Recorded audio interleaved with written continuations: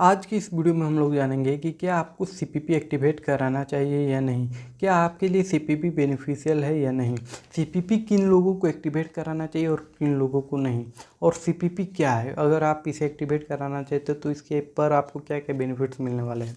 तो सबसे पहले हम लोग यह जान लेते हैं कि क्या आपको सीपीपी एक्टिवेट कराना चाहिए या नहीं।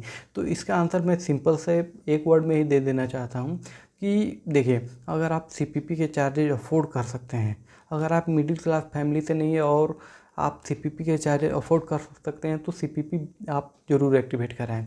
अब यहाँ पे मैं बोल रहा हूँ कि सिप जो अफोर्ड कर सकते हैं उनके लिए ही क्यों, देखिए इसका सिंपल सा मैं समझाना चाहता हूँ कि देखिए, अगर आपको अपने ऊपर थोड़ा सा भी डाउट है कि मैं अपने क्रेडिट कार्ड को सुरक्षा नहीं कर सकता हूँ, मेरे से बाई चांस भूल हो सकती है, या मैं जो साइबर क्राइम है उसमें फंस सकता हूँ, कोई मेरे साथ फ्रॉड कर सकता है, तो आप सीपीपी एक्टिवेट कराइए। मतलब आरबीआई ने, जहाँ तक मुझे पता है कि आरबीआई ने साफ साफ कह दिया है कि अगर आपसे बिना कुछ किए अगर आपके बैंक से पैसे कट जाते हैं तो इसकी पूरी जिम्मेवारी बैंक की होगी। अगर वो आर्टिकल मुझे मिलता है तो मैं आपको दिखा भी दूँगा। तो इससे मैं आपको क्लियर कर चुका हूँ। एक मिडिल क्लास फैमिली, जहाँ तक मुझे नहीं लगता है कि सीपीपी आपको एक्टिवेट कराना चाहिए, ये मेरा पर्सनल ओपिनियन है।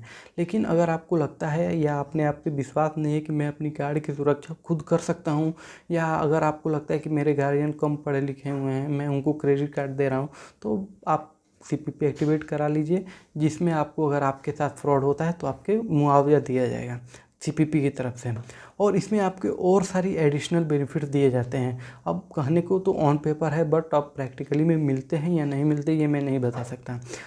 तो अब यहाँ बात आती है कि सीपीपी आपके लिए बेनिफिशियल है, तो इसका भी आंसर मैंने उसी जवाब में दे दिया कि सीपीपी आप अपने हिसाब से चूज कीजिए कि आपके लिए बेनिफिशियल हो सकता है या नहीं। अगर आपके साथ तो आपको लगता है कि मेरे से फ्रॉड हो सकता है तो ये आपके लिए बेनिफिशियल है। अगर आपको लगता है कि मेरे से फ्रॉड नहीं हो सकता है, मैं जानकार हूँ, मेरे साथ कोई भी फ्रॉड नहीं कर सकता है, तो इसमें कोई डाउट नहीं है। अब देखिए, अब अगर बहुत सारे लोग को मन में ये डाउट होगा कि मेरे कुछ किए, अगर बहुत ऐसे फ्रॉड्स भी हो जाते हैं कि बिना बताए बैंक से पैसे चले जाते हैं, तो यहाँ पे भी मैंने बताया ही कि आरबीआई ने न्यू गाइडलाइंस दे दिया है। जहाँ तक मुझे पता है, अगर वो आर्टिकल मिलेगा तो मैं बोला ही कि आपको यहाँ पे दिखा दूंगा कि अगर बिना बताए, आपके बिना कुछ किए, बिना ओटीपी पिन शेयर किए आपके साथ फ्रॉड होता है तो उसकी पूरी रिस्पॉन्सिबिलिटी बैंक की होगी।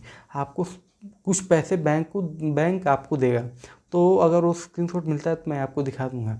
तो इस वीडियो में मैं आपको यही बताने की कोशिश किया हूँ कि सीपीपी आपको एक्टिवेट कराना चाहिए या नहीं। अब सीपीपी क्या है, ये सारी चीज़ें मैं ये सारी चीज़ें का आंसर मैं ऑलरेडी दे चुका हूँ, लेकिन फिर भी मैं एक संक्षेप में कह देना चाहता हूँ कि अगर आप एक मिडिल क्लास फैमिली से हैं और अगर आपको लगता है कि मेरे से फ्रॉड नहीं हो सकता है, तो सीपीपी एक्टिवेट कराने का कोई सा भी रीज़न नहीं बनता है, कोई सा भी तुक नहीं बनता है। लेकिन अगर आपको लगता है कि सीपीपी आपके साथ फ्रॉड हो सकता है, आपको बाय चांस गलती हो सकती है, या फ्रॉडस्टर आपको अपनी जाल में फंसा सकते हैं, तो प्लीज़ आप सीपीपी एक्टिवेट करा सकते हैं। सीपीपी ख़राब चीज़ नहीं है। अगर आप कैंसिल कराना चाहते हैं सीपीपी, तो उसके रिगार्डिंग मैंने ऑलरेडी वीडियो बना चुका हूँ, उसका लिंक आपको आई बटन में मिल जाएगा। तो मैंने यहाँ पे सीपीपी वालों को फ्रॉड इसलिए बोला था उस वीडियो में, क्योंकि उन लोगों ने पूरी डिटेल्स बिना बताए हुए एक फ्रॉड ही तरह से आपको जाल में फंसा के, अपने बातों में फंसा के वो लोग सीपीपी एक्टिवेट कर रहे हैं, वो भी बिना कस्टमर का रजामंदी से। और उस वीडियो में काफ़ी सारे लोगों का कमेंट आया था, किसी के 3,500 रुपये फंस गए थे, किसी के 2,500 रुपये फंस गए थे। तो ये पूरी आप पे डिपेंड करता है कि आप सीपीपी एक्टिवेट कराना चाहते हैं या नहीं कराना चाहते हैं। तो अगर आपको मैंने बोला ही था, पूरा वीडियो में समझा ही चुका हूँ, तो आई होप कि आपको मैं प्रॉब्लम सॉल्व कर पाऊँगा। अगर आपको कोई भी डाउट हो या कोई भी छोटी मोटी मेरे से मिस्टेक हो गई हो तो आप कमेंट में ज़रूर बताइएगा।